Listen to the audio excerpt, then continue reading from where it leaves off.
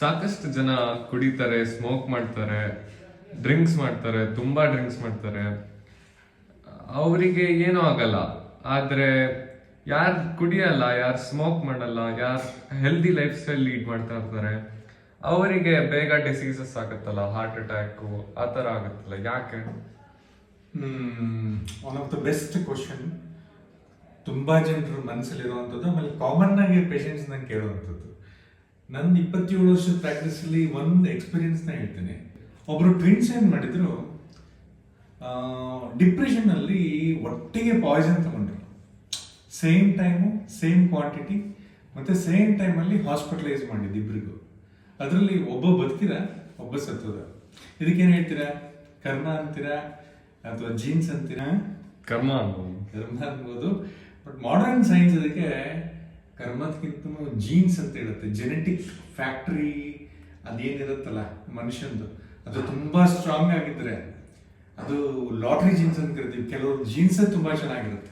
ಆ ಜೀನ್ಸ್ ಚೆನ್ನಾಗಿದ್ರೆ ಹಂಗೆ ವಿಷ ಕುಡಿದವರು ಬದುಕ್ಬಿಡ್ತಾರೆ. ಲೈಕ್ ಹಂಗೆ ಕೆಲವರು ಕುಡಿತಾರೆ, ಸಿಗರೇಟ್ ಸೇರ್ತಾರೆ, ಎಲ್ಲ ಕೆಟ್ಟ ಕೆಲಸಗಳು ಮಾಡ್ತಾರೆ.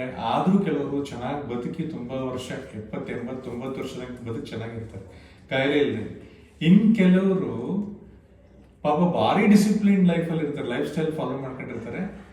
ನಾನು ಕುಡಿಯೋದಿಲ್ಲ, ತಿನ್ನಲ್ಲ, ಆದ್ರೂ ನನಗೆ ಕ್ಯಾನ್ಸರ್ ಬಂದ್ಬಿಡ್ತು, ನನಗೆ BP ಬಂದ್ಬಿಡ್ತು, ನಂಗೆ ಶುಗರ್ ಬಂದ್ಬಿಡ್ತು ಅಂತ ಹೇಳ್ಬಿಟ್ಟು ಭಾರಿ ಬೇಜಾರು ಮಾಡ್ಕೊಂತಾರೆ. ಇದು ಸಹಜ, ಬೇಜಾರು ಮಾಡ್ಕೊಳೋದು. ನಾವು ಕಂಪ್ಯಾರಿಸನ್ ಮಾಡ್ಕೊಂಡು ಬದುಕೋದು ಬೇಡ, ಜೀವನ ಮಾಡೋದು ಬೇಡ. ನಿಮ್ಮ ಕೆಲಸ ನೀವು ಪ್ರಾಮಾಣಿಕವಾಗಿ ಮಾಡಿ. ಸೊ ಹೆಂಗೆ ಪ್ರಾಮಾಣಿಕವಾಗಿ ಮಾಡಬೇಕು ಅಂತ ಹೇಳಿದ್ರೆ, ನೀವು ದಿನನಿತ್ಯ 3/4 ಗಂಟೆ ಬ್ರಿಸ್ಕ್ ವಾಕಿಂಗ್ ಆಗಲಿ, ಆಮೇಲೆ ಸನ್ಲೈಟಿಗೆ ಎಕ್ಸ್ಪೋಸ್ ಆಗೋದಾಗಲಿ, ಅಥವಾ ಸಾತ್ವಿಕ ಆಹಾರ ತಗೊಳ್ಳೋವಂಥದ್ದಾಗಲಿ, ನಾನ್ ವೆಜಿಟೇರಿಯನ್ ಫುಡ್ಸ್ನ ಕಡಿಮೆ ಮಾಡುವಂಥದ್ದಾಗಲಿ, ಈ ಥರದ ಆಹಾರ ಜೀವನ ಶೈಲಿ ನೀವು ಫಾಲೋ ಮಾಡಿಕೊಂಡು ಸಿಗರೇಟ್ ಹ್ಯಾಬಿಟ್ಸು, ಡ್ರಿಂಕ್ಸ್ ಹ್ಯಾಬಿಟ್ಸ್ ಎಲ್ಲ ಮಾಡದೇ ಇದ್ರೆ, ನಿದ್ದೆ ತುಂಬ ಚೆನ್ನಾಗಿದ್ದು ಸ್ಟ್ರೆಸ್ ಮಾಡ್ಕೊಳ್ದೇ ಇದ್ರೆ ಖಂಡಿತವಾಗ್ಲೂ ನೀವು ಚೆನ್ನಾಗಿ ಬಾಳ ಬದುಕಬಹುದು. ಆದರೆ ಕಂಪ್ಯಾರಿಸನ್ ಮಾಡ್ಕೊಳೋದು ಬೇಡ. ಜೀನ್ಸ್ ಅನ್ನೋದು ಗಿಫ್ಟೆಡ್ ಅಲ್ವಾ? ಅದು ಕೆಲವ್ರ ಜೀನ್ಸ್ ಚೆನ್ನಾಗಿರುತ್ತೆ, ಕೆಲವ್ರ ಜೀನ್ಸ್ ಚೆನ್ನಾಗಿರಲ್ಲ. ಅದು ನಿಮ್ಮ ಜೀನ್ಸ್ ಹೆಂಗಿದೆ ಯಾರಿಗೆ ಗೊತ್ತು? ಈಗ ನೀವು ಹೇಳ್ತೀರ ನನ್ನ ಜೀನ್ಸ್ ಚೆನ್ನಾಗಿದೆ ಅಂತ ಹೇಳ್ಬಿಟ್ಟು, ಯಾರಿಗದು ಪ್ರಿಡಿಕ್ಟ್ ಮಾಡ್ಲಿಕ್ಕೆ ಬರುತ್ತಾ? ಇಲ್ಲ. ಅದೇ ಥರ. ಸೊ ಜೀನ್ಸ್ನ ಪ್ರೊಡಿಕ್ಷನ್ ಮಾಡ್ಲಿಕ್ಕೆ ಬರಲ್ಲ. ಬಟ್ ನಿಮ್ಮ ಲೈಫ್ ಸ್ಟೈಲ್ ನೀವು ಕರೆಕ್ಷನ್ ಮಾಡಿ ಇಟ್ಕೊಳ್ರಿ. ಅದು ಬಾಕಿದೆಲ್ಲ ನೀವು ಹೇಳಿದ್ರಲ್ಲ ಕರ್ಮ ಅಂತೇಳಿ, ಅದು ಭಗವಂತನಿಗೆ ಬಿಟ್ಟಿದ್ದು, ದೇವ್ರಿಗೆ ಬಿಟ್ಟಿದ್ದು. ಸೊ ಅದು ಅವನು ಯಾವಾಗ ಕರ್ಕೋಬೇಕು ಅಂತ ಇರ್ತಾನೆ, ನಾವು ಕರ್ಕೊಂಡೇ ಕರ್ಕೊಂತಾನೆ.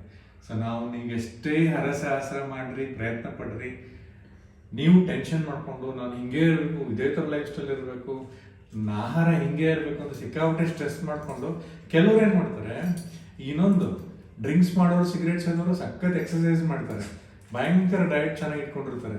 ಅವ್ರು ಅಂಥವ್ರು ಕೂಡ ತುಂಬ ಚೆನ್ನಾಗಿ ಬದುಕ್ತಾರೆ, ಭಾಳ ಬದುಕ್ತಾರೆ. ಇನ್ನು ಕೆಲವರು ಭಾರಿ ಚೆನ್ನಾಗಿ ನಾನು ಡಿಸಿಪ್ಲಿನ್, ನಾನು ಕುಡಿಯಲ್ಲ, ತಿನ್ನಲ್ಲ, ಸಿಗರೇಟ್ ಸೇದಿಲ್ಲ ಅಂತ ಹೇಳ್ತಾರೆ. ಅವ್ರ ಲೈಫ್ ಸ್ಟೈಲೇ ಸರಿ ಇರಲ್ಲ, ವಾಕಿಂಗ್ ಹೋಗಲ್ಲ, ಆಮೇಲೆ ಹೊರಗಡೆ ಸೋಷಿಯಲಿ ಪಬ್ಲಿಕ್ಗೆ ಎಕ್ಸ್ಪೋಸ್ ಆಗಿರೋದಿಲ್ಲ, ಆಮೇಲೆ ಬರೀ ಸ್ಟ್ರೆಸ್ಸು, ಟೆನ್ಷನು, ಡಿಸಿಪ್ಲಿನ್ ಅಂತ ಟೆನ್ಷನ್ ಮಾಡ್ಕೊಂಡ್ಬಿಟ್ಟಿರ್ತಾರೆ. ಈ ಥರದ್ದೆಲ್ಲ ಮಾಡಿಕೊಂಡು ಜೀವನನೇ ಹಾಳು ಮಾಡ್ಕೊಂಡಿರ್ತಾರೆ.